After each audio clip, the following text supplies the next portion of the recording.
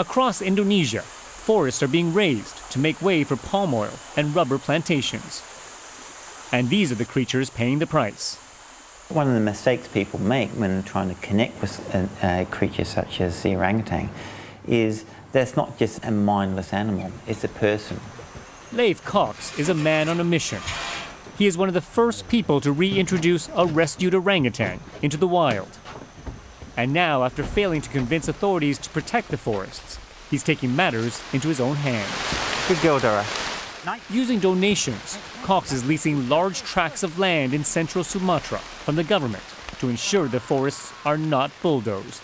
What we've done is we've got control and a lease of everything north of here. This is the front line to have a functioning ecosystem in this area. Cox and his team have transformed these 34,000 hectares from a former logging station into a reserve for endangered animals. After training them to fend for themselves in the wild, this is where they release orangutans who have been orphaned or kept illegally as pets. All up, 178 orangutans have gone back into the forest, and are inhabiting this ecosystem at the moment.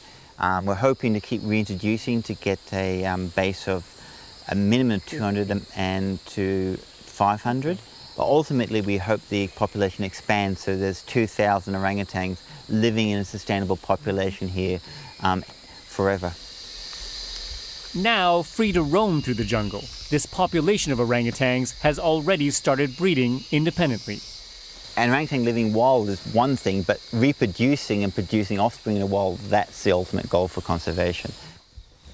On the other side of Sumatra, Cox and his colleagues believe they have made a startling discovery: a new species of orangutan. It was previously thought that there were only two species, the Sumatran and the Borneo orangutan. But now Cox and his team are almost certain a new species exists in the Batang Toru forest. They're calling it the Tapanuli orangutan. This population is isolated, it's genetically different, and it's in a different environment. It will move in a different direction to the other population. So sooner or later, evolution will dictate that it will be a new species. We start from the OS.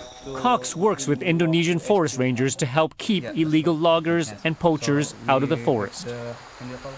But in a country where countless acres have already been destroyed, and palm oil is a lucrative money earner, making the forest safe for orangutans is a never-ending battle. Steve Chao, Al Jazeera, Sumatra, Indonesia.